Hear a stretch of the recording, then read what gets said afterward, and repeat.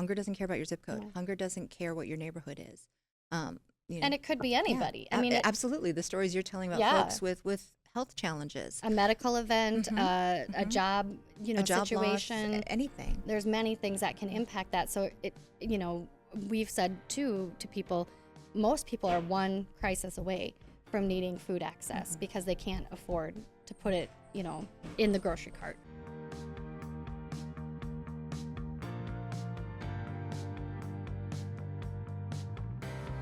Welcome to 50 Faces of Feeding South Dakota. We're so glad you've been joining us for the podcast every week as we continue to have conversation around food insecurity in the state and all the different ways that Feeding South Dakota and our partners are impacting it. Today we have Hy-Vee joining us for our podcast episode, and we have so much to talk about while we're here today.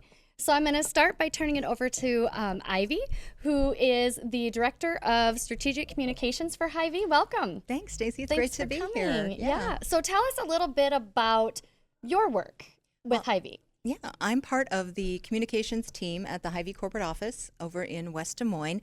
And our team, I love my job. I've been there just over 7 years, but our team gets to have our hands in everything, whether it's special events at a store, whether it's a celebrity bottle signing, and it's food rescue and fighting food insecurity with partners like Feeding South Dakota. So it's a fantastic gig, and we love coming out and meeting with partners. I've learned so much personally and professionally about the amazing work that folks like Feeding South Dakota are doing to fight food insecurity across the Midwest. Yeah, and for people who are joining us on the western side of the state, Hy-Vee really encompasses the southeast corner of our state. So just share a little bit about Hy-Vee as a whole, what it is, and the different kind of community things that you like to be involved with. Yeah, well, we are a retail grocery chain, obviously. We're in 9 states around the Midwest, including South Dakota. And we started back in 1930 in a little town called Beaconsfield, Iowa. Okay. And that first store is still there. Wow. It's on the National Register of Historic Places. We actually donated it back to the community as a community center. I think the population of Beaconsfield is about 12 right now, but that building is still there. And giving back to our communities has really been in our DNA since the beginning. Our first charitable donation was a $400 check to the Boy Scouts of Lamoni, Iowa, back in the 1940s. Wow. So supporting the communities that support Hy-Vee is core to who we are. Yeah, and that's a lot of what we're going to talk about today. As I was doing some sleuthing and been digging into the last 50 years here in South Dakota, and Feeding South Dakota began here in Sioux Falls in 1975 as a food pantry. And so we've talked in prior episodes about the economic conditions that were happening, coming out of a recession. Expenses were high, wages were low, which today now. At that time, milk was $1.75 a gallon, which feels low to us. I should have done a percent comparison. But what was interesting to me is that as I was looking for historical events, Hy-Vee opened its first store in Sioux Falls in 1975, the same year that Feeding South Dakota began its work. So we're like sharing an anniversary here. We are, and are we planning a party together? We where should. We can feed some people? We probably, I think we should. I should have brought some confetti and we could have popped it at the end. And, well, speaking of feeding people, Hy-Vee has been so great in partnership with us. And we brought you in here today to talk about all the different ways in which you contribute. But for our friends that are following the podcast, some of the things we're going to talk about, in particular retail rescue, is something that other organizations also do for Feeding South Dakota. So when we talk about that and what's happening here in the southeast corner, we also have that happening in other areas of the state through other grocers. And so I just wanted to make sure people didn't start tuning out because they felt like this wasn't applicable. So I don't have an exact date of when partnership began with Feeding South Dakota and Hy-Vee. I would bet it was back in 1975 when they first started. I would imagine that's how Hy-Vee operates. Yeah, and based on how generous you've been in just the 3 years that I've been here, I just can't imagine that back then they wouldn't have been like, hey, what can we do? So, but it started, one of the things I know that started was the Great American Milk Drive. So what do you know about the Great American Milk Drive? I know it is quite a long-standing program that we have been involved with to various levels with the milk producers and a lot of the Feeding America partners that we've been a part of. because it is, I'm sure, as you and your team know, one of the hardest things for folks to get, because that $1.75 doesn't buy what it used to Yeah. when you go into the dairy aisle. And so that's just one of the ways that we can work with partners like Feeding South Dakota and with our vendor partners too, with our dairies, with our suppliers. They've also been a tremendous part of all of our hunger fighting efforts. So we'll talk a little bit more about some of those Yeah. folks, but I know the Great American Milk Drive has been something we've been involved with Feeding South Dakota for quite a long time. And you're exactly right. When we talk to people who are utilizing our programs to access food, the produce, the fresh proteins, the milk, those are things that don't get put in a cart when your budget gets tight. They're the most expensive, but they're also the best for you. And so even as an organization, we're doing monthly mobile food distributions. We don't always have milk in those mobile distributions. And when we do, it is a win-win situation. The faces of kids just light up when they see that milk go into the car because it's just not something that they've had. And you can eat cereal dry. You can make mac and cheese with water. I mean, there are things you can do, but there's nothing like having milk. It really isn't. And that's where, in terms of the retail rescue, we've really put an emphasis on education for our store leaders, for our department managers, about what rescuing those types of products looks like. Yeah. Because it's easy to default to canned goods, dry goods, bakery, but there's a lot of processes and procedures we've put in place that we're educating our store managers on about how you can take those items and get them directly into the hands of people who need them. Because I'm sure your team knows better than anybody, stuff doesn't sit around here long. No, it really doesn't. And for just about a year, we were really challenged with, as a food bank, our donated food just really started to drop in quantity. And so we had to pivot to purchasing, and that wasn't, it just didn't feel natural to us. And so it took a little while to do that shift. And food was going out as fast as it was coming in, where we typically would have about 2 weeks of stock on the shelves. We just didn't have it. The racking was empty. And so, yes, you're right. It does go out as quickly, especially those perishable items like bakery and milk. So let's talk a little bit more about retail rescue. You know, and we use that term just like everybody should know what it is. But it's really taking food items that are at or near their best buy date and getting them from a grocer or a retailer to a food bank to get out to people who are facing hunger. And, you know, we talk a lot about the food expiration guidelines. So the USDA has a chart that says, hey, if you get a box of pasta and it says it's best by this date, which was 2 weeks ago, actually you can still consume it for 10 months. It's still good for 10 months. And so that too was an opportunity to not put that food into landfills and instead repurpose it into community and help people have that access. So Hy-Vee has been a really great partner about that. You mentioned that you give some guidelines to your managers at your locations. Tell me a little bit on your side how retail rescue works. And it is very much focused on education, to your point, Stacy, just helping our managers, we call them managers of, whether you're managers of produce or manager of dairy, and our store managers, our store directors, helping them understand those guidelines, to your point, that, because it isn't food that we would necessarily sell to a customer, it's still completely safe to eat and incredibly nutritious for folks who need it. So we do a lot of internal education. We'll host webinars. We'll send out information to our store managers, just as kind of that reminder that this, is a commitment we've made as a company, that we want to support organizations like Feeding South Dakota through our food rescue. And it even extends to our convenience stores, our fast and fresh locations. That sandwich that went out for breakfast, we can't sell it to a customer past the end of the day, but there's somebody who's going to need it that can get it in their hands through an organization like Feeding South Dakota. So we've really tried to amp that up. And again, it's education, it's coordination. Yeah. And our food pantry partners have been tremendous in helping us figure out. I don't know if you've ever seen the back room of a Hy-Vee store. I have not. It's a very advanced game of Tetris. How they fit everything in there. They're wonderful, amazing people who run our back rooms. But making sure there's a designated place for rescued food. For frozen food, for those perishables, and making sure that the volunteers coming in know where it is and know what to pick up and what not to pick up. So it's just continuously reinforcing that message, continuously putting out that educational materials, because our store managers will change. They'll move to different stores, they'll move up in the company. So we just kind of keep beating that drum of this is a priority for us as a company.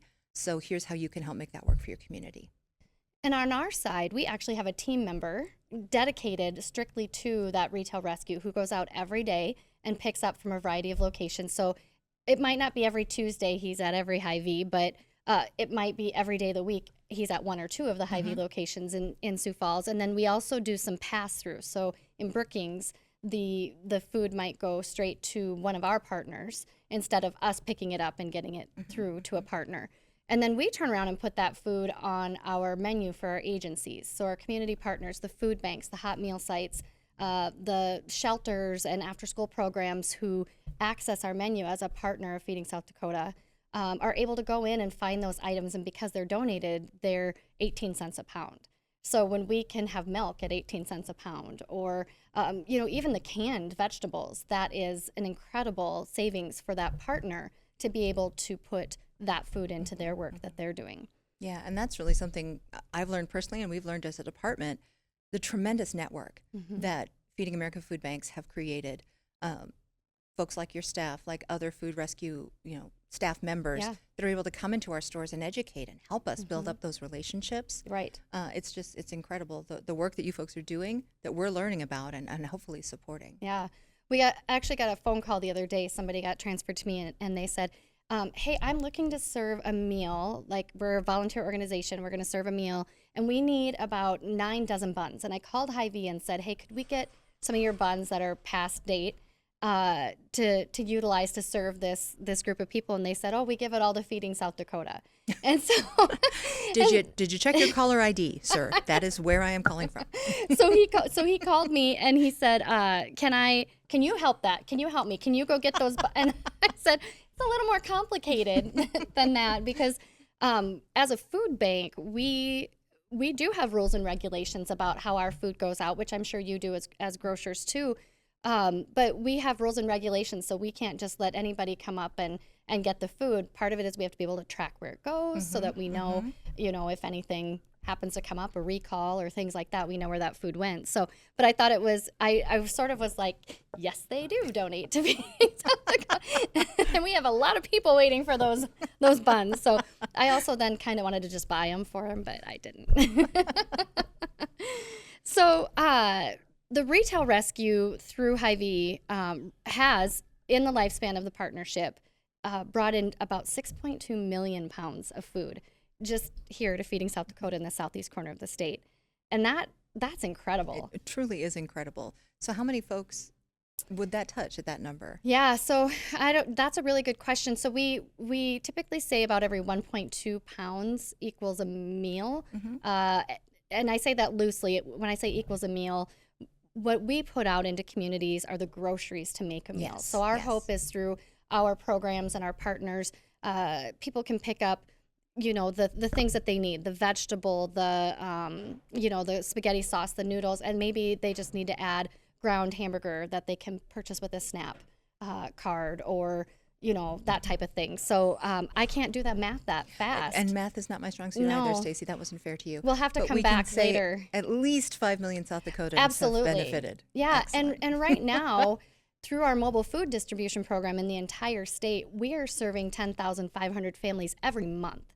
Incredible. And that's one program. That we have the backpack program, the school pantry, the wellness, the agency partners, 263 across the state. So there's a lot of food moving out of the distribution center, and donated food like that is just so significant to the work that we do. And it's what allows us to keep our costs down, so that people who donate financially, we can say every dollar helps us provide 3 meals. And that's because we can offset it with that donated food. And so it's been a great partnership for us in that aspect. But it's not the end. There's so much more that's been happening with Hy-Vee. Absolutely. So we've also had a couple of ham giveaways where your store managers, who are fun, by the way, and none of them want to be on media. They don't. That's why they send me. We'll do these ham giveaways, and they're just so great because it's about 400 hams that we have given away. We did it in November, I think, or October. I can't remember for sure. And then they usually do it around Easter. And so they partner with us so that they can be sure these hams get to who they need. And the Hy-Vee truck pulls up and the hams get unloaded. And it's an addition to the food that we're giving that day. And it's great because they all work so well together and they're there for the right reasons. But then when the TV camera shows up and they want to interview somebody from Hy-Vee, they're all pointing fingers at the other person. Which is why communications usually tries to staff those events. But that's part of our Hams for the Holidays program Yes. that launched in 2017. And that's a partnership with our friends at Hormel. And they donate all the product, and then Hy-Vee coordinates the distribution. Lots of times we'll have partnerships with local law enforcement, Yes. first responders, because I don't know if you guys have like a drive-through event Yes. or Yes. Traffic backs up. Yeah. So you need those law enforcement partners to help you manage that. It does. And the last couple years, the firemen and the policemen have helped hand out the hams, which They're I think is tremendous. great. Yeah, and in other markets, other cities, we've gone into lower income neighborhoods, and those law enforcement officers, they know, they're in that community. They know the folks in Yes. need. I was in Lincoln, Nebraska a few years ago, and we were in a Salvation Army parking lot.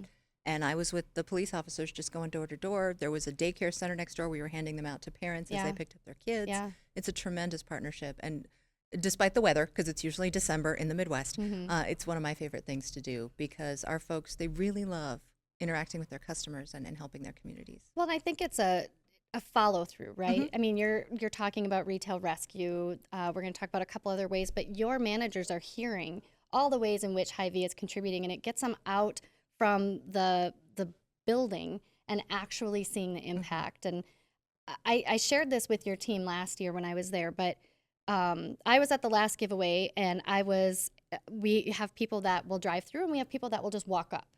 And there was a gentleman who walked up, and he and I were just chatting, and he said to me, he was probably, I would put him in his mid to late 50s, and he said, I walked from the other side of town. He said it was about a 3-hour walk for me to get here in December. He said, I have cancer, and I've been doing treatment, and I can't afford to buy food right now, and so I'm really excited about this ham. And he couldn't afford a bus ticket, and so he came that 3-hour walk from the opposite side of town and got his ham and got whatever food he could carry, and he was going to carry it all back 3 hours to the other side of town.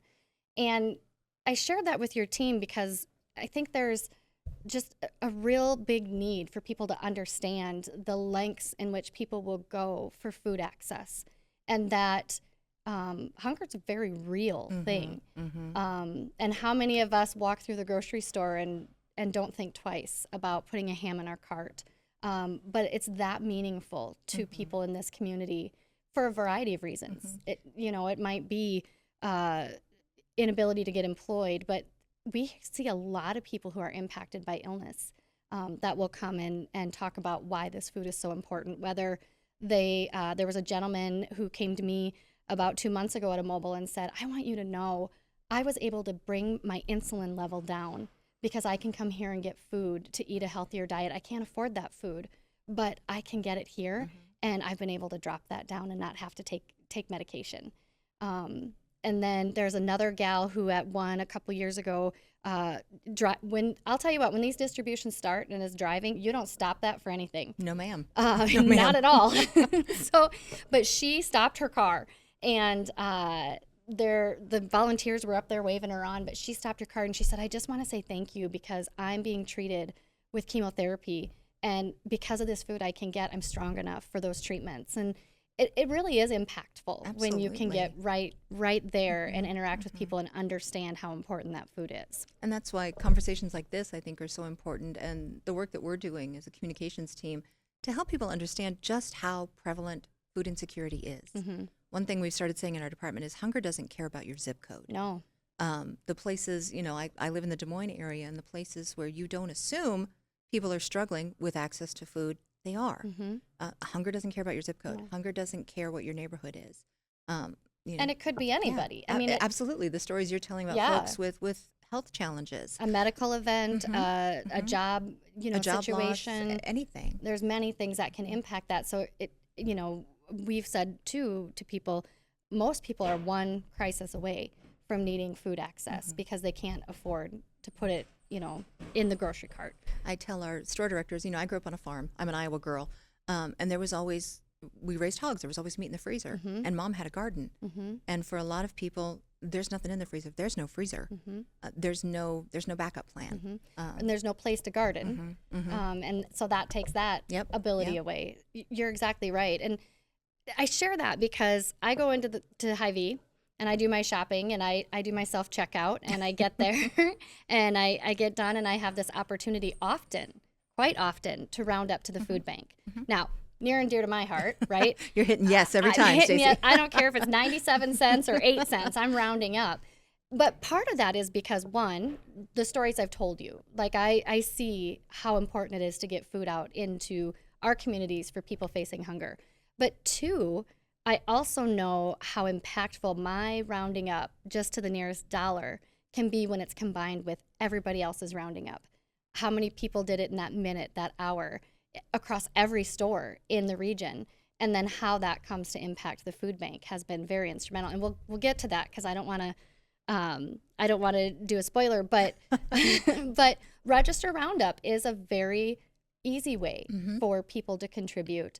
And why is it important to Hy-Vee that that's something you're offering? Oh, it is because of the ease, to your point.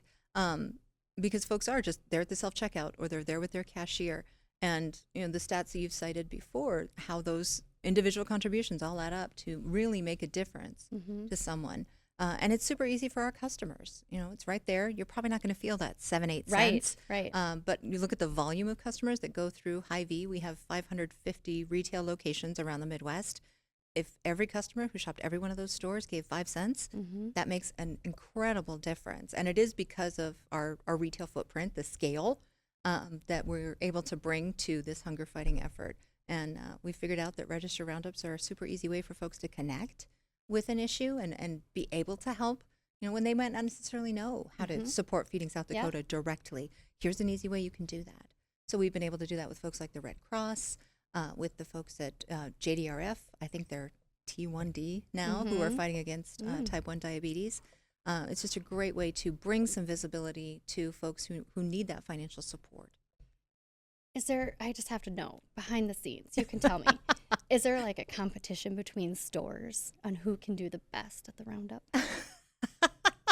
You can't tell me, can you? I probably... Okay, all right. Only friendly competition at Hy-Vee. Fair, and I would bet Sioux Falls Hy-Vee's one of them wins every time. I bet. We're just going to go with bet. That. Yeah, I don't have the data, in the old noggin I've there. got their but back. Yes. Yeah. So in 2022, something extraordinary happened in this nation, and the White House hosted a hunger summit on health, hunger, and nutrition. And it was the first one in many, many, many years. Yes. And it brought a lot of stakeholders to D.C. to talk about the hunger crisis and what are we going to do about it. And Hy-Vee was invited to be a part of that. We were there. We were one of only 2 retail grocers that were invited to be part of that conversation, which is a tremendous honor because we are a Midwest. How cool is that? Yeah, we're only in 9 of the 50 states. Yeah. But we had been doing, and this is a testament to our store directors and our partners, we had been doing so much to address food insecurity that we got to that level of national attention. We're able to say, you know what, we're here and we're going to make a difference. So we were able to pledge, I believe it was 30 million meals to be delivered to communities in need, which we've far surpassed. Just a little bit. Spoiler alert. And also nutrition counseling. Yes. Our Hy-Vee retail dietitians are an incredible resource for our customers. And we were also able to take them out to events with folks like Feeding South Dakota and do some nutrition education in areas where that wasn't necessarily something that they learned growing up. Right. How to eat healthy on a budget, how to eat healthy with the offerings that are available at places like Feeding South Dakota. Or substituting ground turkey for ground Absolutely. beef for a more nutritious option. Or even how to open an avocado or know when an avocado is good. I mean, I use my Google all the time on that kind of stuff. I have a very adventurous 18-year-old daughter who likes to try different things, and I think we've bought star fruit and all of the different stuff. But the reality is when somebody has been in a chronic situation of not having food access, they're going to buy the most that they can with their dollars. And that isn't necessarily the things that are best for you because they require a lot of work. and Yeah. the right storage and the right tools, right? I was speaking to your point. I was speaking with a store director once about, having elementary kids come in and tour the store and kind of understand what Hy-Vee is. And he was giving them samples of, I think it was a peach. And this little girl kind of held it and she looked at it and she looked at me and she goes, I've never seen a real one of these. Oh. It had only been in a can.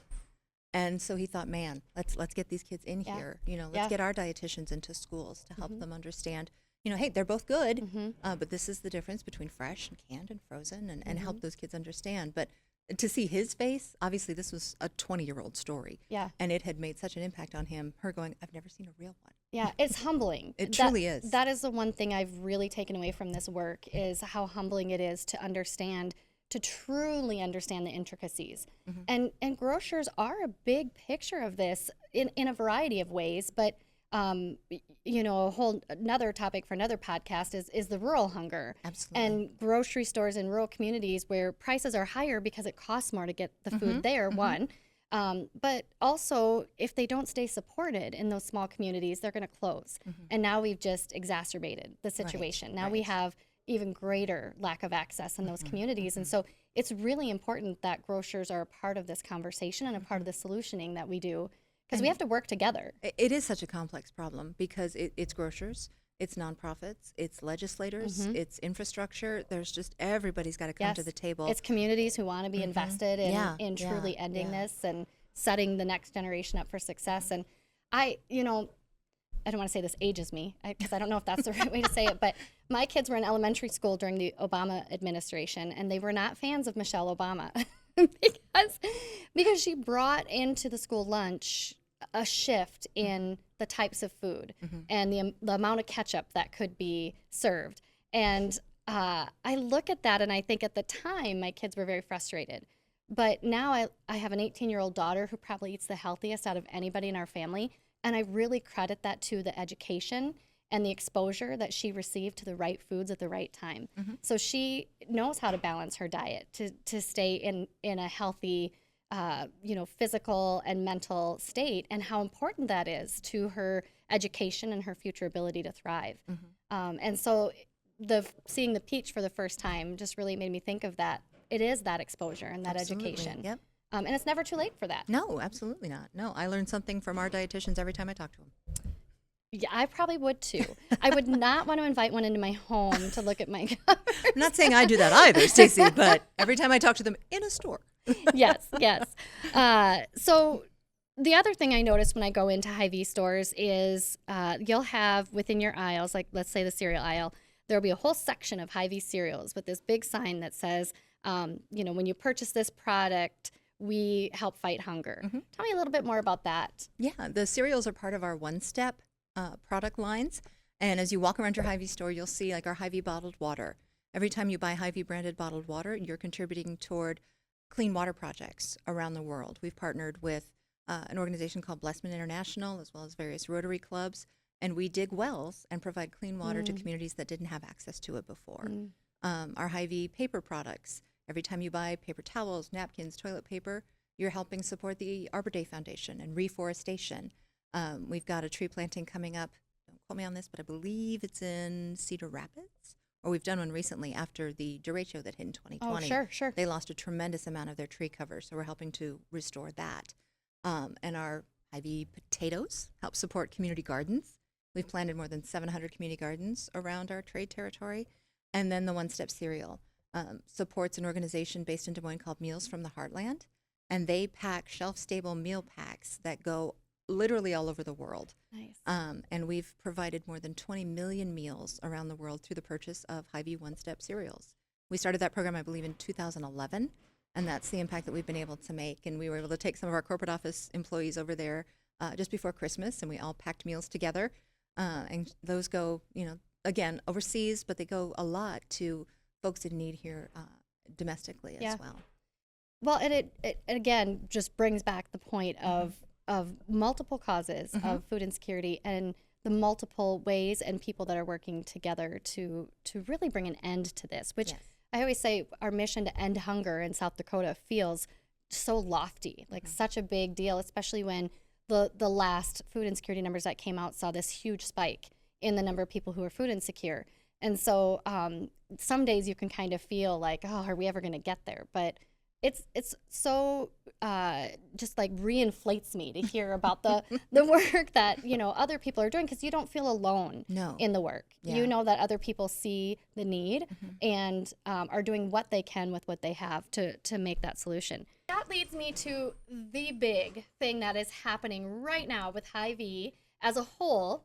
So let's talk about it first as a whole, and then we're going to talk about it here locally. So there's been a big thing happening. Tell me about it. Yes, it's our 100 million meals campaign. 100 million meals. 100 million meals.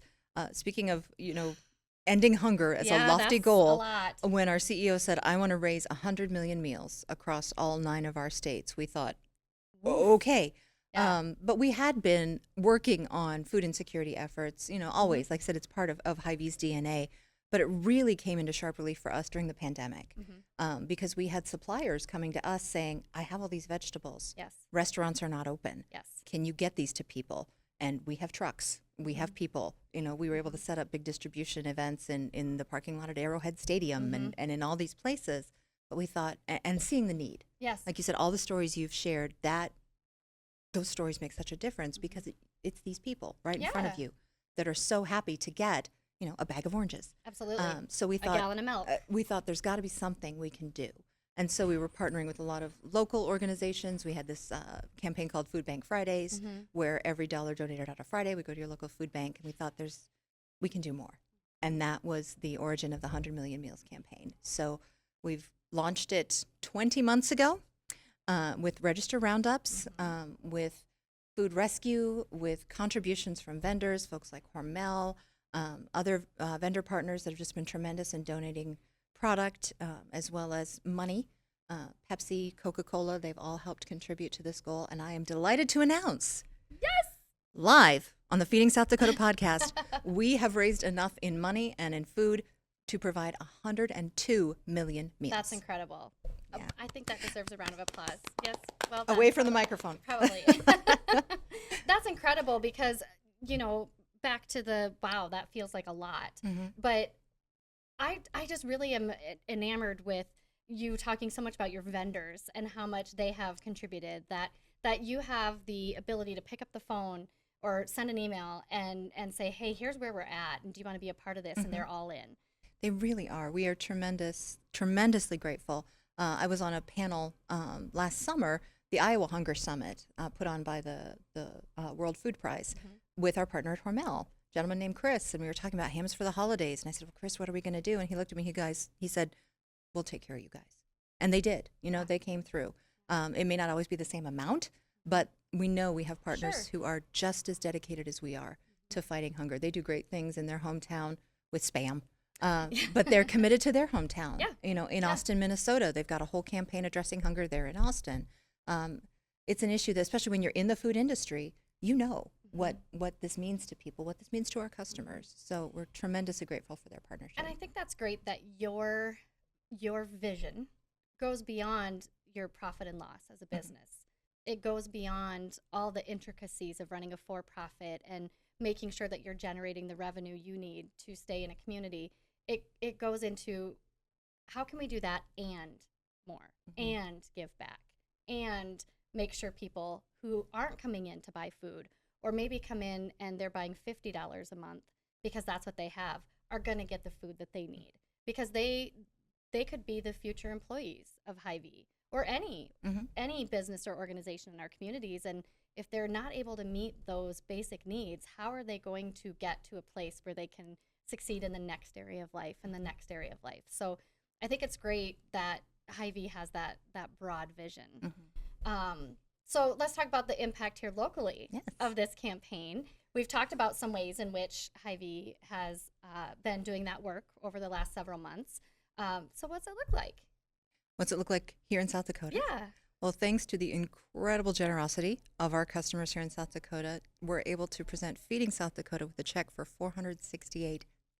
Oh my gosh, that's incredible. And that is incredible. And those are local donations. Wow. We've kept track. Our accounting department is just wonderful, incredible people. So many spreadsheets. Not my strong suit. No. I am so grateful they're out there. But they've kept track of what's come in from every store. Oh so my gosh. that check amount represents donations made by South Dakota customers to support their neighbors. All because they saw pop up. Or they got the question at the register, they saw a Facebook post, and they came in and they rounded up on that Wow. transaction. And that, I know you and I spoke off air, but that is a direct pass-through. All the money Yes. donated by customers goes directly to My 8 organizations. cents is going to be 8 cents when Mhm. it comes to It's feeding in that South check, Dakota. yes. Yeah. Wow. So how many months of Register Roundup is that? We had it was a 20-month campaign. Wow. We've taken a few breaks because we have things like our Hy-Vee Homefront Sure, campaign that runs sure. in November and some other roundups. But we launched 100 Million Meal Challenge 20 months ago. Wow. Yeah, we looked at the first year and we're like, we're not going to get there. So we thought, hey, we're still going for 100 million. Yeah. And we were able to get 102 million. Wow. So not only met what felt like this gigantic goal, but exceeded it. Congrats to you. Thanks. We're grateful for what that can do for people facing hunger in South Dakota. And to put it into perspective, that one check is about the same amount of what Hy-Vee has financially contributed to the food bank in the lifespan of the partnership. So really amping it up here. Now we're going to hold you to this really, really high level. I have to Come sign. on, South Dakota. I have to sign something in blood before they'll let me out of the warehouse. Yes. Yes. But to your point, Stacey, we're not done. Yeah. We're absolutely not done. We know hunger doesn't stop. Right. And so we're looking at what our next iteration of hunger fighting efforts can be. We got some conversations happening. Can't share what that might Can't look share, like. or they won't let me back in the office building. But we're not done. Yeah. We absolutely know that this is in many cases life-saving work, and we're not done. So we will be shifting our focus perhaps more to childhood hunger. Yeah. To your point that the kids who get well fed The importance and of- well educated are going to grow up to be the future Hy-Vee store managers. Yes. The future volunteers for Right, Feeding South right. Dakota. So that will probably be where our focus goes, but we're not done. Yeah, and- Making sure that food insecurity is addressed and in a very public way is core to who we are at Hy-Vee. Yeah, and of course, core to Feeding South Dakota. Amen. And 50 years of Hy-Vee in South Dakota, of Feeding South Dakota doing this work, we both have just amped up in this time. In addition to the way that Hy-Vee has supported the work, Feeding South Dakota has supported more community partners and served more people across the state. I don't even think I could have a number of the people that have been impacted by this work, but there's 50 more years, hopefully. Absolutely. Hopefully not. I hope to work myself out of a job. You don't. I won't wish that for you. I don't want to be behind a microphone in 50 years. I have no idea what my verbal filter will look like at that point. That could be interesting. It could. Should we make an appointment? Somebody set a cell phone alarm. In Yes. 50 years, Stacey and I'll be like, how you doing? They probably won't exist. No, they won't. They'll just be implanted. But we do have to, envision that long term. And you made such a great point earlier about all the people and ways that it takes to fight hunger. And it is just so great to hear a great partner like Hy-Vee say those things and understand those things, because we do have to jump into a variety of realms in order to bring the awareness and the education and feel like we're not in this fight alone. And I do believe that if we all can get on that same page and do that work together, we're gonna end hunger. I'm sticking with it. Like, And I believe it. Yeah, that's one of my favorite parts, like I said, of my role in the communications department is we interact with transportation. We interact with government relations. Yes. We interact with finance. We interact with security, with local law enforcement. We can see kind of how all the pieces fit together and are able to come in and say, here's what we can bring to the table. We got semis. You guys have refrigerated trucks. Let's make this happen. Yeah. Because I grew up knowing what Hy-Vee was. My name rhymes with it. Wow, your mom was quite inventive. She had no idea I would end up here. I say, know. thanks, Mom, on a regular basis. But I knew it was my grocery store. I didn't know the depth of our operations, Right. the breadth of our operations, and how we can help with folks like Feeding South Dakota who have the same operations on a different, at a different level with a different focus, but how we can come together. And I'm just excited to see in the last 2 years the education that's happened with my colleagues at Hy-Vee about the need, about the partnerships that we can develop, and how we can keep this commitment going for as long as it takes to end hunger. Well, I look forward to it. Absolutely. I cannot wait to hear what the next big thing is for Hy-Vee. And I appreciate you coming on the podcast today. So we had an opportunity to talk about all the intricacies of your work and the food bank work, because I think we're very similar. People don't understand the the gravity of the work that we do. It's not as easy as food in and food out. Mm-hmm. There's so many things that are part of it. So thank you for being with us. Thank you so much for all of the support that Hy-Vee brings to our food bank and our neighbors facing hunger. All right. I can't wait to come back. Yeah, well, 50 years. There you go. We'll Or see that. hopefully sooner. Oh, I do have one more question for you that I have been asking everybody. This is off the cuff, so nobody gets to be prepared for it. But if South Dakota were a fruit or a vegetable, what would it be and why? Oh, man. That is it's a great question. I know, I'm pretty good at this. And I feel like I'm betraying my roots when it feels like a nice, juicy cob of sweet corn. Okay. It feels rich. It feels colorful. I feel like I'm betraying Iowa, but that was the first thing that popped in my head. Maybe because we're surrounded by all this fantastic all of our food. retail rescue food Yes, items. yes. Yeah, that It could just be. Feels like a nice, ripe, juicy cob of sweet All corn. right. Well, that's the first sweet corn answer. Okay. What have the So, other answers been? you know, I thought we'd have a lot of duplication, but there hasn't been. We've had oranges and apples and cherry and grapes, and even one guest just couldn't assimilate to fruit or vegetable, so we had to go dental products, and so a toothbrush. So as Hey, with, yeah, also hygiene is also important. it is, and food insecurity contributes to it's very important. Yeah, So it was the sweet corn or it was wheat. I don't know. It just feels the rolling fields. yeah, That's what I got. That's fair. I like the sweet corn. Okay. I'll go with that. Well, thank you everybody for joining us today and our conversation with Ivy from Hy-Vee. We've had a great time visiting about this incredible partnership that Hy-Vee has with Feeding South Dakota, in particular the retail rescue program that we are able to partner with many retailers across the state on, and the great support through the 1 Million Meals campaign. We appreciate that you were here today, and we look forward to our conversation next week. Don't forget to subscribe and come on back. Thanks.